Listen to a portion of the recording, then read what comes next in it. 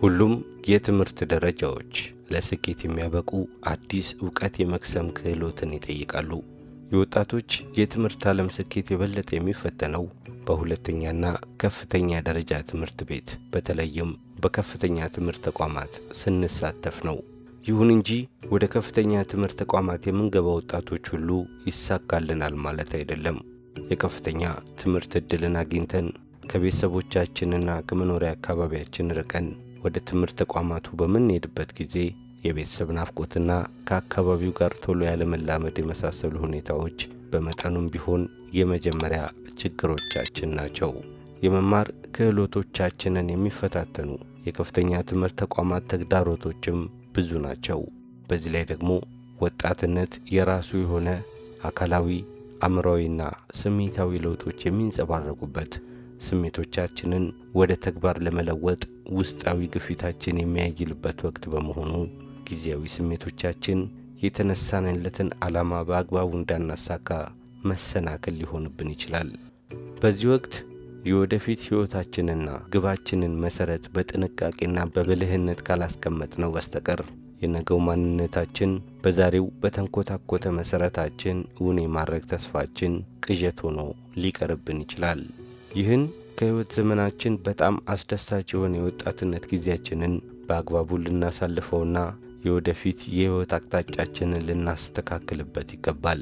በአንጻሩ ችኩልተኝነትና የስሜት ተለዋዋጭነት፣ በትምህርት ሁኔታዎች ተስፋ የመቁረጥ ስሜትና የአቻ ግፊት የሚጨምርበት ጊዜ በመሆኑ እነዚህ ነገሮች የእኛን የወደፊት ራዕይ የሚያደበዝዙ ነገሮች ናቸው።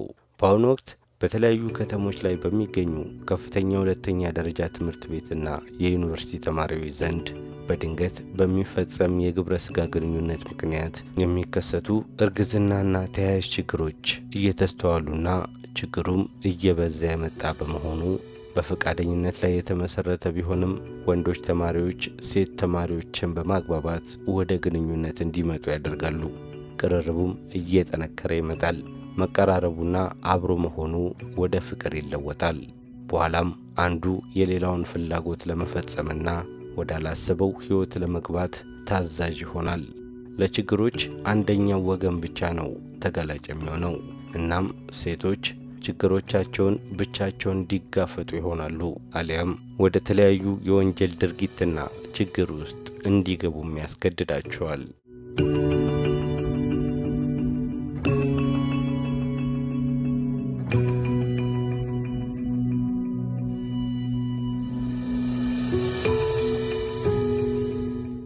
የካቲት 23 ቀን 2007 በአማራ ክልል ወልዲያ በ06 ቀበሌ በተለምዶ እንጨት ተራ በሚባል አካባቢ አንድ ሕፃን እስከነ ሕይወቱ ተቀብሮ በጫካ ውስጥ እንደተገኘ በአንድ ግለሰብ አማካኝነት ለፖሊስ ስልክ ይደወላል። የወልዲያ የመረጃ ክፍል አባላትም መረጃውን ያስተላልፋሉ። ፖሊስ ቀደም ሲል መረጃ የሰጠውን ግለሰብ በቦታው ያገኙታል። ሕፃኑን በጫካ ውስጥ አግኝተውታል ከተባሉ ሕፃናት ጋር ወደ ቦታው ይደርሳሉ። ቦታው ሲበዛ ጭር ያለና ሰዎች እምብዛም የማይሄዱበት ነው። ለማስረጃ ያህል ፖሊስ ሕፃኑ በነበረበት ሁኔታ ላይ ያለ ፎቶ በማንሳት ፈጥኖ ከተቀበረበት ትንሽዬ ጉድጓድ ያወጣዋል። ከዛም በፍጥነት ወደ ፖሊስ ጣቢያ በመሄድ ሕፃኑ ከተገኘበት ስፍራ የሚገኙ የህብረተሰብ ክፍሎች ቃል ይቀበላሉ። ከዛም በአቅራቢያ ወደሚገኝ ሆስፒታል ያመራሉ። ፖሊስ በወንጀሉ ስፍራ ከመድረሱ በፊት በወንጀሉ ስፍራ የተገኘው መረጃ ሰጪ ግለሰብ በተለያየ 3 አቅጣጫ ፎቶ እንዲነሳ ትዕዛዝ ከሰጡ በኋላ የሕፃኑን ሕይወት በምን አይነት ሁኔታ ላይ እንዳለ ይጠይቃሉ። ሕፃኑ ገና ሕይወቱ እንዳላለፈና ትንፋሹ እንዳለ ካረጋገጡ በኋላ በፍጥነት የሕፃኑን ነፍስ ለማዳን በአቅራቢያ ወደሚገኝ ሆስፒታል ያመራሉ። ነገር ግን ሕፃኑ ላልታወቀ ሰዓት በጉድጓድ ውስጥ ተቀብሮ በመቆየቱ ከፍተኛ ጉዳትና ድካም ስላጋጠመው በሕይወትና ሞት መካከል ላይ ይገኛል። የሆስፒታሉ የሕክምና ባለሙያዎች ወደ እነሱ የመጣውን ሕፃን ፈጥነው በመቀበል የመጀመሪያ ደረጃ እርዳታ እየሰጡ ከቆዩ በኋላ በሆስፒታሉ የሕፃናትና ሕክምና ክፍል ይዘውት በመግባት ተጨማሪ ሕክምናና ክትትል ያደርጉለታል። ሕፃኑ ፀሐይና ብርድ ሲፈራረቅበት የቆየና ገና የተወለደ ጨቅላ በመሆኑ በሕይወት ይተርፋል ተብሎ በፍጹም አልተገመተም። የሕክምና ባለሙያዎች የሕፃኑን ሕይወት ለማትረፍ በጥድፊያ ላይ ናቸው። ወደ ሕፃኑ ሆድ የገባውን አፈር በማውጣትና ኦክሲጅን እንዲያገኝ በማድረግ አተነፋፈሱ እንዲስተካከል ካደረጉ በኋላ ሌሎች ምርመራዎችንና የሕክምና እርዳታዎችን አድርገውለት ከጨረሱ በኋላ አጠቃላይ ሕፃኑ ስለነበረበት ውስብስብ ሁኔታ ለማውራት ወደ ፖሊሶቹ ያቀናሉ። በመቀጠልም ፖሊስ ወደ ወረዳው ፖሊስ ጣቢያ በመመለስ ድርጊቱን ማን ፈጸመው፣ ለምን ዓላማስ ተፈጸመ፣ የወንጀሉ ተባባሪስ ማን ነው የሚሉትን ጥያቄዎች በመያዝ ምርመራቸውን በይፋ ይጀምራሉ።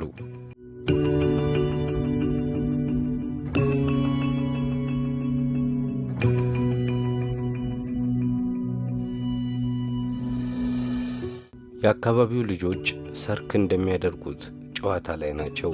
ለጊዜው ሙሉ ትኩረታቸው በጨዋታ ላይ ነበር። የሚጫወቱት ጨዋታም ድብብቆሽ ነበር።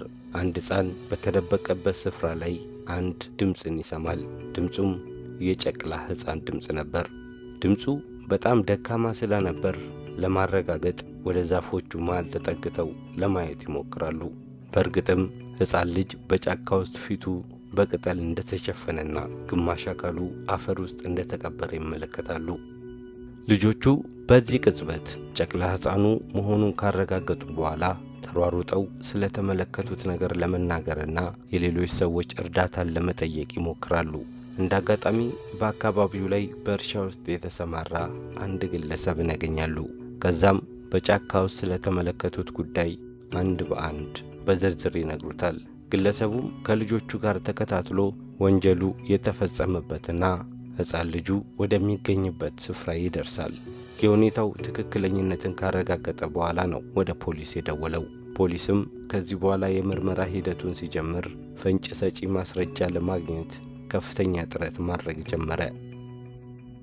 በመሆኑም በጫካ ውስጥ ተጥሎ የተገኘው ጨቅላ ሕፃን ሲወለድ የሕክምና እርዳታ እንደተደረገለት የሚያሳይ መረጃን አገኘ። በዚህም ሳቢያ በቅርብ ጊዜ የማዋለድ አገልግሎት የሰጡ የግል ክሊኒክና የመንግሥት ሆስፒታሎች ውስጥ ማጣራት ይጀምራሉ። በቀን ውስጥ በግልም በመንግሥትም ሆስፒታሎችና ክሊኒኮች ውስጥ ቁጥራቸው ብዛት ያላቸው ሕፃናት ስለሚወለዱ በጫካ ውስጥ ተጥሎ የተገኘው ሕፃን በትክክል የት እንደተወለደ ለመለየት ያለውን ሂደት በጣም አስቸጋሪ አድርጎታል። ቀናትን ከወሰደ ውስብስብ ምርመራ በኋላ ጨቅላ ሕፃኑ ሆድ ላይ ባለው ጥቁር ምልክት ሳቢያ ሕፃኑ በወልዲያ ሆስፒታል መወለዱን የምታረጋግጥ አዋላጅ ነርስ ተገኘች። ነርሷም ሕፃኑን እንደምታስታውሰውና በዚህ ሆስፒታል እንደተወለደም ቃሏን ከሰጠች በኋላ በሕክምና ካርዱ ላይ በተመዘገበው አድራሻ አማካኝነት ትኩረታቸውን በዚያ ላይ ያደርጋሉ። በመቀጠልም የግለሰቧን ማንነትና አድራሻ አጣርተው ይደርሱበታል። ፖሊስ ስራውን ግለሰቧ የምትገኝበትን ሰፈር እንዲሁም የምትማርበትን ትምህርት ቤት በማሰስ ይጀምራል። ነገር ግን እንዳለመታደል ሆኖ ምርመራው የተጀመረው ትማርበት ከነበረው ትምህርት ቤት ነው። ፖሊስ የትምህርት ቤት አስተዳደሩን ስለ ወንጀለኛዋ ግለሰብ ሲጠይቅ ትምህርቷን እንዳቋረጠችና ወደ ትምህርት ቤት ቅጥር ግቢ መምጣት ካቆመች ትንሽ ቆየት እንዳለች በመግለጽ ያስረዳል። አሁን ዋነኛ የወንጀል ድርጊት ፈጻሚ ግለሰቧን የማግኘት ተስፋ እየተመናመነ መጥቷል። ቀጣዩ ዋነኛ ዓላማ በሕክምና ካርዱ ላይ ስሙ የተጠቀሰው ግለሰብ ሆነ። ይህ ግለሰብ አሁንም በትምህርት ገበታው ላይ የሚገኝ ከወንጀለኛዋ ግለሰብ ጋር የቅርብ ጓደኝነት ያለው ሰው ከመሆኑም በላይ የፍቅር ግንኙነት እንደነበረው ፖሊስ ይደርስበታል። ፖሊስ ይህንን ግለሰብ በቁጥጥር ስር በመዋል ያለውን ሁኔታ ያብራራል። ከዛም እሷ ያለችበትን እንደሚጠቁምም ይናገራል። ግለሰቡ ወለሽ ጣይ እንዳላላትና በዚህ ጉዳይ ውስጥ እጁ እንደሌለበት ይገልጻል። ከዛም ፖሊስ የወንጀል ድርጊቱ ፈጻሚ ግለሰብን እንድትያዝ ተባባሪ እንዲሆን ያግባባዋል። በወቅቱ ተረኛ የነበረው መርማሪም የተፈጸመውን ከገለጸለት በኋላ በዕለቱ ስለተፈጠረው አጠቃላይ ሁኔታ በዝርዝር እንዲያስረዳው ይጠይቀዋል። የሕፃኑ አባት አዲስ ተስፋሁንም ከጓደኛው ላምሮት ጋር በትምህርት ቤት ውስጥ እንደተዋወቁና በኋላም ባላሰቡት ሰዓት ጓደኛው ላምሮት እንደጸነሰችና እሱም ልጁ እንደሚፈልገውና እንደሚረዳት ሊመረቅ ጥቂት ጊዜ ብቻ እንደቀረውና እንድትታገሰው በነገራት ጊዜ በሐሳቡ እንደተስማማች ለፖሊስ ይናገራል። በወቅቱ ሕፃኑን ስትገላገል በወልዲያ ሆስፒታል አብሯት እንደነበርና ንጋት 11 ሰዓት ላይ ባጃጅ ጠርቶ ከሆስፒታሉ ካስወጣት በኋላ የት ላድርስሽ የሚል ጥያቄ ያቀርብላታል። ላምሮትም እህቷ መቻራ ስላለች እሷ ዘንድ እንደምትሄድ ትነግረዋለች። ከዛም ትንሽ እንደተጓዙ ቤተሰብ ካየው ጥሩ እንዳልሆነ በመንገር ጓደኛዋ አዲስ መንገድ ላይ እንዲወርድ ታደርጓለች። በዚህ ቅጽበት እሷ ያሰበችው ሕፃኑን ይዛ ወደ እህቷ መሄድ ሳይሆን ሌላ ክፉ ነገር ነው። ከዛም በተለምዶ ስቴዲየም አካባቢ ከሚገኝ እንጨት ተራ በሚባል ስፍራ ትወርድና ብዙ ሰዎች ከማይደርሱበት ጫካ ውስጥ ጨቅላ ሕፃኗን ከወገቡ በታች ቀብራ ከወገቡ በላይ ሳትቀብረው እንደዛው ትታ ትሰወራለች። ይህ ድርጊት የተፈጸመው በየካቲት 24 2007 ዓመተ ምህረት ነው። ለሕፃን ነፍስ ጠባቂ ያለው እንዲሉ በቀን 24 ፀሐይም ተፈራርቆበት ከብትም ሳይረግጠው እንዲሁም አውሬም ሳይተናኮለው አድሮ በቀን 25 ጫካ ውስጥ በሚጫወቱ ልጆች አማካኝነት ለፖሊስ ተደውሎ መረጃ የተሰጠው።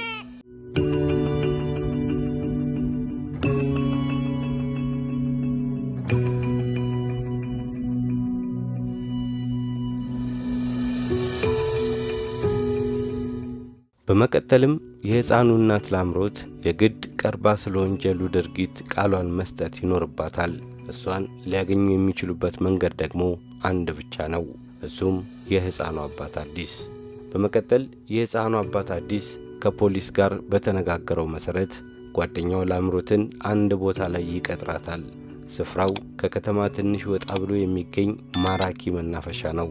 በፍቅር አብረው በሚያሳልፉበት ጊዜ አዘውትረው የሚገናኙበትና ጊዜ የሚያሳልፉበት ቦታ ነው። የፖሊስ የክትትል ቡድን ከአዲስ ጋር ለመገናኘት ይቀጣጠራሉ። ከዛም የሕፃኑ አባት አዲስ በቦታው ቀድሞ ይደርሳል። ላምሮትም በተቀጠረችበት ሰዓት ሀገር ሰላም ብላ በስፍራው ትደርሳለች። በዚህ ጊዜ ግን የክትትል ቡድኑ ነገሩን በህቡ እየተከታተለ ነው። ላምሮት ለአዲስ ሰላምታ ካቀረበችለት በኋላ እንደ ቀድሞ ሁሉ የተለያዩ ወሬዎችን ማውራት ጀመረች። በዚህ መሃል ጓደኛዋ አዲስ ያልታሰበ ጥያቄ ይጠይቃታል። ስለ ልጁ ሁኔታ አሁን ማጋር እንዳለና ተያያዥ ጥያቄዎችን ያከታትልባታል። ላምሮትም ድንጋጤዋን ለመደበቅ እየታገለች አዲስ ከሚያቀርብላት ጥያቄ ለመሸሽ ትሞክራለች። በድጋሚ ስለ ሕፃኑ ይጠይቃታል። ሕፃኑም ደህና እንደሆነና በመልካም ሁኔታ ላይ እንዳለ ትመልስለታለች። አዲስ ብስጭቱን ለመቆጣጠር እየታገለ ሁኔታዋን ይከታተላል። በዚህ ሁኔታ ውስጥ እያለ የክትትል ቡድኑ እስኪመጡለት ይጠብቃል። ነገር ግን ወዲያው የክትትል ቡድኑ ደርሶ ይገላግለዋል። ሰዎቹ እዛ ለምን እንደተገኙ በመጠየቅ ላይ ሳለች የክትትል ቡድን አባላቱ ስለ ማንነታቸው ያሳዩታል። በዚህ ሰዓት ለምን ብላም አልጠየቀችም። ጓደኛዋ አዲስንም የመናገር ዕድል አላገኘችም። በፋንታው ከፍተኛ ድንጋጤ ውስጥ ትገባለች። ምናልባትም ጓደኛዋ አዲስ እንደ ይሁዳ አሳልፎ የሸጣቱላ ነው የመሰላት። ይህ ሰዓት ሁለቱም ማንነታቸውን የለኩበት አጋጣሚ ነበር። ከዛም ፖሊሶች ለጥያቄ እንደሚፈልጓት በመናገር ተጠርጣሪዋን ይዘው መናፈሻውን ለቀው ይወጣሉ። ነገር ግን ተጠርጣሪዋ የነበረችበት ሁኔታ ጥሩ የሚባል አይደለም። እጅግ በጣም ተጎሳቁላና ግራ ተጋብታ ነበር ወደ ፖሊስ ጣቢያው የተወሰደችው። በነበረችበት ሁኔታ ራሷን ለመንከባከብም ጊዜውንም ሆነ እድሉን ያገኘች አትመስልም። ፖሊስ ካለችበት መጥፎ ሁኔታ እንድትወጣ አስፈላጊውን እርዳታ ካደረገላት በኋላ እጅግ ተጎሳቁላ የነበረችው ተጠርጣሪ ምግብ እንድትመገብ በማድረግ በመቀጠል ወደ ምርመራ ክፍል ይዘዋት ይሄዳሉ። ፖሊስ የተጠርጣሪዋን ቃል በምርመራ መዝገቡ ላይ ሲያሰፍር ቆይቶ እንደገና እስክትረጋጋ ጠብቆ ጥያቄውን ያቀርባል። ለምን ሌላ አማራጭ አልወሰድሽም? እንዴትስ አደረግሽው? ለምን ሕፃኑን በጫካ ውስጥ አልሽው? በዚህ ደረጃ በሕፃኑ ላይ እንዴት ልትጨክኝ ቻልሽ? የሚሉ ጥያቄዎችን በተከታታይ ያቀረበላት ተጠርጣሪዋ ላምሮትም ለእነዚህ መስቀለኛ ጥያቄዎች መልስ በመስጠት ትጀምራለች።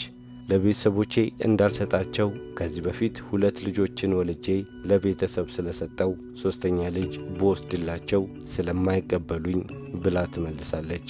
ቀጥላም በምትኖርበት አካባቢ በህብረተሰቡ ዘንድ እኔ ላይም ቤተሰቦቼ ላይም ተጽዕኖ ይደርሳል ብዬ ፈርቼ ነው አለች።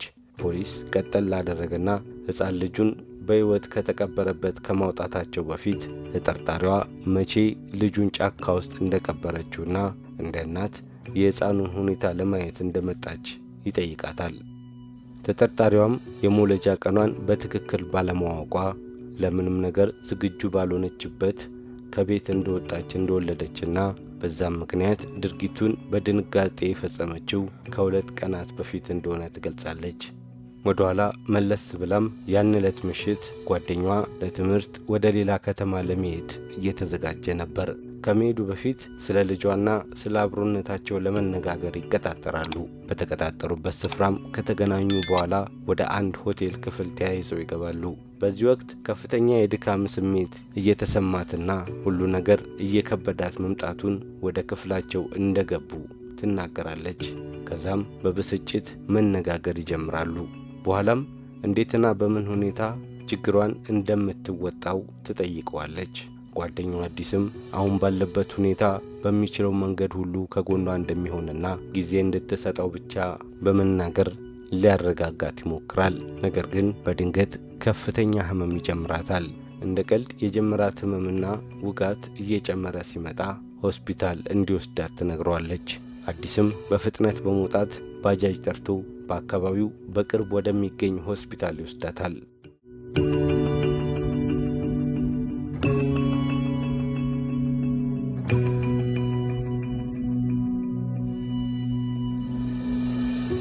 ነፍሰ ጡሯ ሴት የመውለጃዋ ጊዜ እስኪቀርብና ልጇን እስክትገላገል በከፍተኛ ምጥ ውስጥ ማለፍ የተፈጥሮ ግዴታ ነው። ስለ ቀሪ ዕጣ ፈንቷ የመነጋገሪያ ጊዜ ያልነበራት ወዴት እንደምትሄድም ያላወቀችው እናት ራሷን ትጠይቃለች። በድንገትና በስሜታዊነት የሚወሰኑ እያንዳንዱ ውሳኔዎች እንዲህ አይነት ፈተና ውስጥ እንደሚያስገቡ ግልጽ ሆነው የሚመጡት ጊዜው ካለፈ በኋላ ነው። ምላሽ ያላገኘችለትን ጥያቄ ሳትደመድመው ልጇን ወልዳ በጥድፊያ ከሆስፒታሉ ትወጣለች። ለጊዜው ላምሮት ወዴት መሄጃ የላትም። ጓደኛዋ አዲስም ኃላፊነቱን እሷ ላይ ትቶታል። የካቲት 23 ከሌሊቱ 11 ሰዓት ሰዎች ከማይዘዋወሩበትና በጨለማ ከተዋጠው ጫካ ውስጥ ሕፃን ልጇን ይዛው ትገባለች። አምጣ ከወለደችው የአብራኳ ክፋይ የሆነው ልጇን በመጣልና መጋፈጥ ባልቻለችው ችግር መካከል የቆየችው እናት ለጊዜውም ቢሆን ምንም አማራጭ ሐሳቦችን አላማተረችም። በዚህ ጊዜ ግን ድንገት እንድትቆም የሚያደርጋት የጨቅላ ሕፃኑን ድምፅ ትሰማለች። ነገር ግን አንድ ጊዜ ጨክና ያደረገችውን ስህተት ልትመለስበት አልፈለገችም። ሚስጥሯን ሁሉ በዚያ ጫካ ውስጥ ቀብራው ተመልሳለች። ትናንሾቹ ልጆች ወደ ጫካው እስከመጡበት ጊዜ ድረስ። በመጨረሻም ፖሊስ ጨቅላውን ልጅ ከጉድጓዱ ውስጥ አውጥተው ሕይወቱን ታድገውታል። ይህ ወንጀል በተፈጸመበት አካባቢ ነዋሪዎች ስለ ወንጀል ድርጊቱ በሰሙ ጊዜ የተለያዩ ሐሳቦችን ሰንዝረዋል። አንዳንዶች እንዴት እናት በልጇ ላይ እንደዚህ ትጨክናለች? እንዴትስ አስቻላት? በማለት መነጋገር ያደረጓት። ዳሩ ግን ሰዎች በሌላ ሰው ችግር ውስጥ ሆነው ካላዩት በስተቀር ለመፍረድ ቀላል ነው። የሆነ ሆኖ ቀጣዩ ፈተና ደግሞ ሕፃኑን ልጅ ማን በኃላፊነት ያሳድጓል የሚለው ጉዳይ ሆነ። ፖሊስም በአገሪቱ ሕግ መሠረት ሕፃኑን በጉዲፈቻ መስጠት ስለተከለከለ አንዲት ፍቃደኛ የሆነች ነርስን በወልዲያ ሆስፒታል ውስጥ የምትሠራ ልጅ የሌላትን በፍርድ ቤት አስመስክራ ለመውሰድ ስለተስማማች ልጁን በኃላፊነት ትወስዳለች። በመቀጠልም ፖሊስ የምርመራ መዝገብን በማጠናቀቅ የተጠርጣሪዋን የእምነት ክህደት ቃል እንዲሁም የምስክር ቃልን በማያያዝ ወደ ፍርድ ቤት ያቀርባል።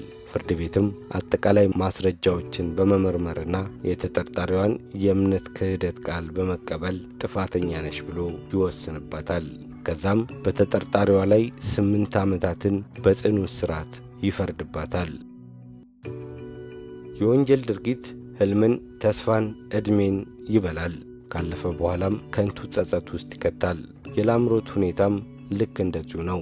እንደ ማንኛውም ሰው ትልቅ ራዕይን ሰንቃ ከፍተኛ የትምህርት ተቋም ገብታ ተመርቃ ሥራ ይዛ ለእርሷና ለቤተሰቧ እንዲሁም ለሀገር ትልቅ አስተዋጽኦን ማበርከት ነበር ሕልሟ። ነገር ግን በጊዜያዊ አፍላ ስሜት ከሕልሟ እርቃለች። የብዙዎችም ታሪክ ይህን ይመስላል። በግብዝነት የተወሰነ ውሳኔ ትልቅ መሥዋዕትነት እንደሚያስከፍል አይረዱም። ይህ የአንድ ሰው ታሪክ ብቻ አይደለም። በሕይወት የዕለት ተዕለት እንቅስቃሴያችን ውስጥ በተደጋጋሚ የምንሰማው ታሪክ ነው። ይህ ክስተት ቤተሰብን የሚበታትን፣ የሕፃናትን ሕይወት እስከ ወዲያኛው የሚያበላሽና የማኅበራዊና ኃይለ ስሜታዊ የእድገት ደረጃቸውን ተጽዕኖ ውስጥ የሚከት ተግባር ነው። በመሠረቱ ሕፃናት በየትኛውም ሁኔታ ከቤተሰብ ጋር እያንዳንዱን የባህል የእሴትና የሞራል መርሆችን ባከበረ መልኩ ተቀርጸው የማደግ መብት አላቸው። ነገር ግን በቤተሰብ የሚወሰኑ እያንዳንዱ ውሳኔዎች የሕፃናቱን ቀጣይ ዕጣ ፈንታ ይበይናሉ። የወልዲያ ፖሊስም ቀጣይ ተመሳሳይ የወንጀል ድርጊት እንዳይፈጸም ወደ ማኅበረሰቡ በመውረድ በትምህርት ቤት በተለያዩ የወጣቶች ክበባትና ከሕፃናትና ሴቶች ጋር ከፍተኛ የግንዛቤ ማስጨበጫ መድረኮችን በማዘጋጀት ተከታታይ ትምህርቶችን እየሰጠ ይገኛል። አበቃን።